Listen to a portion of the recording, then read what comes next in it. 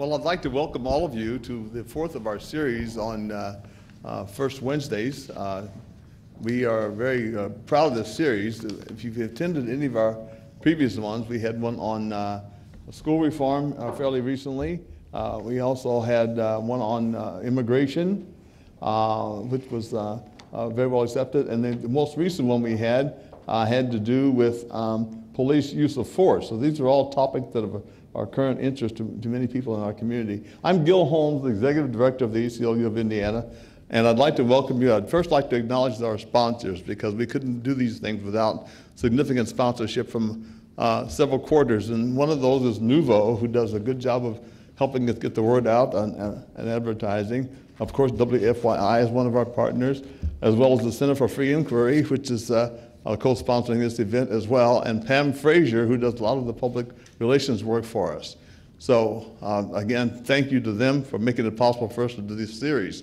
I'd also like to thank the volunteers who so graciously contribute their time to this effort. We have a very small staff at the ACLU of Indiana, and we're very reliant on volunteers to help us out. So I thank them as well for this. Now, this is a series today on bullying, and I'm going to simply introduce our moderator, Jenny Minovich, who is going to be the moderator. She will then introduce the panelists. We'll have hopefully a spirited discussion. This will be taped, by the way, and available online on our website at some time in the very near future. So again, enjoy the session. Hopefully there'll be time for you to have questions as well during the presentation. And when that happens, we will ask that you make sure that you have a microphone so that we can get your voice on the recording. Thank you very much, and Jenny. Thank you, Gil. Again, my name is Jenny Runovich. I am the weekend anchor and a reporter at Channel 13, WTHR. And thanks for coming out. I think this is a really important topic. You've seen it on the news. It affects every it affects school children, parents, families, teachers. Really an important thing, and we have a great panel to talk about it. I'd like to actually have each panelist please introduce yourself and talk to us a little bit about your background, your organization as it relates to bullying. My name is Floyd Robison. I'm an associate professor in the Counseling and Counselor Education program within the School of Education at Indiana University. I'm based on the IUPUI campus with some responsibilities at the Bloomington program as well. Our program at IUPUI is a master's program that prepares primarily school counselors. We also prepare some students for work in community agencies, as well as preparatory curriculum for the PhD program in counseling and other psychology programs. Our connection to bullying, I think, is pretty clear.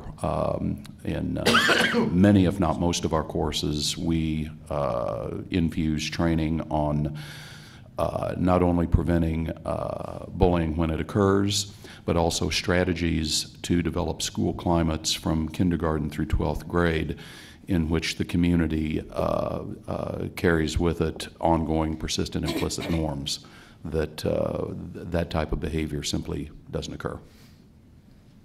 I'm Ross Anderson with the Marion County Prosecutor's Office.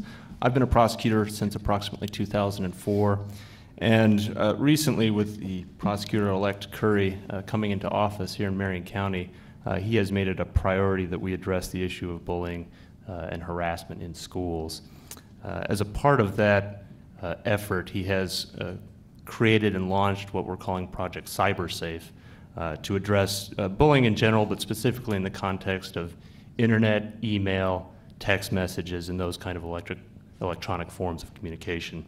And one of the reasons that we've decided to focus on electronic communication is because, number one, it's so prevalent in schools these days. Every student from grade school on seems to have a Facebook account or a cell phone or some other means of electronic communication, but also because harassment, bullying, intimidation, we believe in that kind of a context becomes much more hurtful for students and children, just because it's so much more of a group dynamic online, because everybody sees the harassment, everybody sees the bullying, and we think it has a much greater effect. given that, we believe that it's important to address that kind of communication, and we believe that it's important to educate students as to the proper and responsible use of that kind of communication, because most students, while they use this technology and these mediums, don't understand that there can be legal consequences to their actions.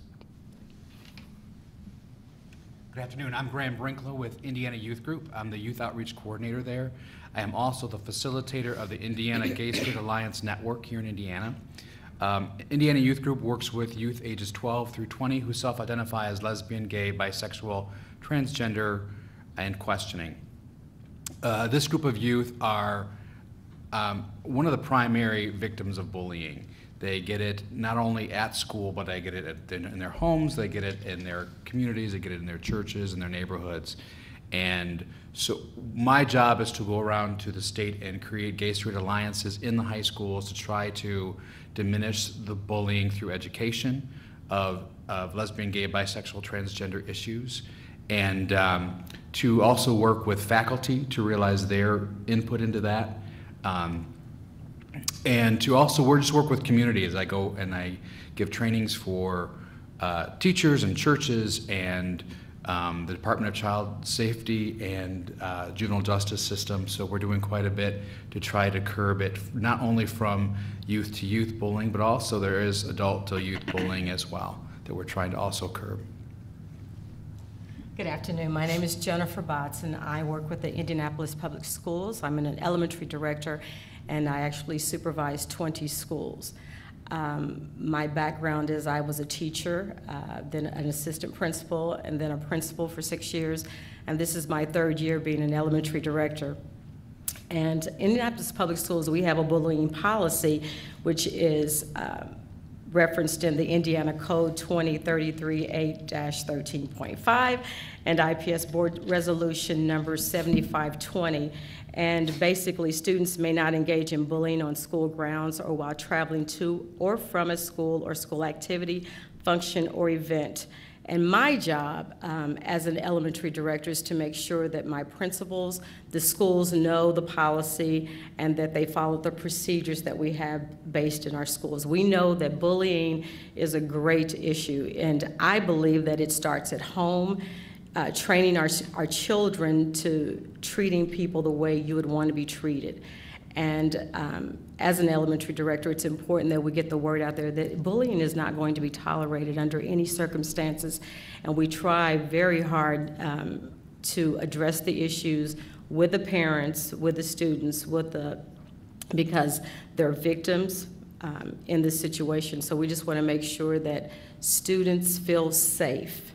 They have a right to come to school and not be harassed, not be bullied, and so that they're able to get their education. So my role is to support the administrators in the schools, the teachers, the students, and the parents as well, and educating them that bullying is a true perception of one's reality and that we need to negate it.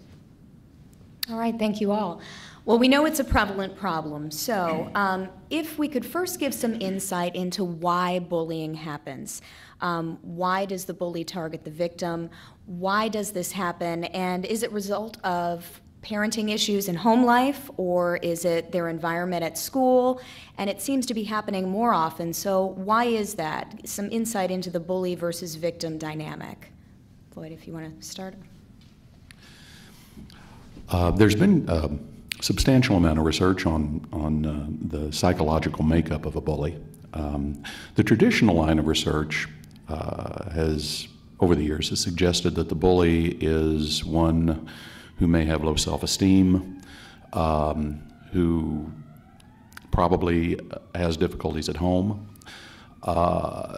may come from a home culture or a neighborhood culture that condones violence.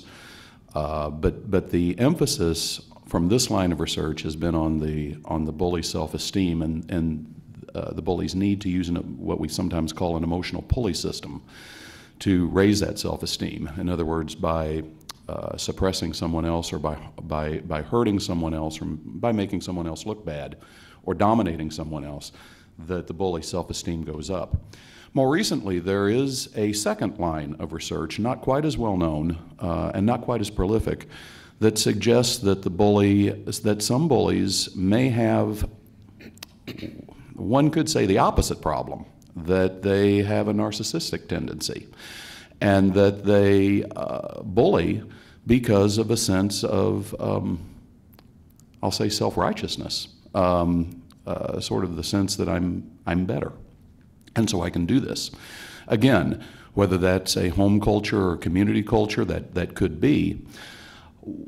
Regardless which line of research may apply to a given bully, and regardless of which line of research one may feel is more accurate, one thing that ties those two types of bullies together is a lack of empathy, a lack of grasp of how one's actions impact on other people, how the bully tends to not understand or perhaps not care how his or her actions impact the victim.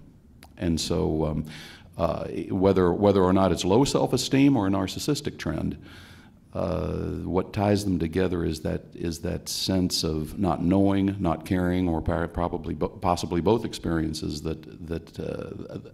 a significant lack of empathy. I'll turn it over to my colleagues. That was a very good answer. I'm not sure if I can follow up on that, but I can tell you in the context of the work that we've done through Project CyberSafe that we've gone out and spoken to a number of schools in all age ranges, and I think one of the things that we kind of find, at least in the online context, be it with Facebook or text messages or emails, is that it becomes much easier, I think, to harass or bully or say things that may be hurtful to others without really even thinking about it.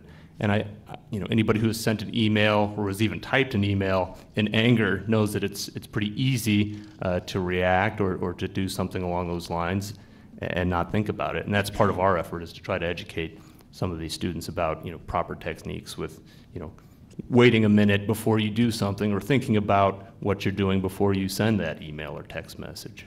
I was going to say, Ross, does that create even a larger culture of potential bullies, where you talked about the personality of the bully that does it face-to-face? When it's through Facebook, is there a ganging up effort, and how do you stop that from happening? Absolutely, there's a ganging up effort. We have seen that time and again, and the folks who may normally otherwise not engage in that kind of behavior, it becomes kind of a group dynamic if all the friends are piling on and it's that easy. Sometimes that happens. And countering that, we've suggested a number of different things for students. We have Facebook pages where kids will sometimes, to be mean to another student, will create a fake Facebook page, where everybody posts negative comments about that student. We tell students, if somebody does that, create a Facebook page where everybody says something nice about that student. Do something to counter that. And we tell students, don't just stand there and watch it happen. Don't just stand by and let that happen to another student. Do something. Whether it's telling somebody or doing something creative like creating another page where positive things are said, we encourage students to do something.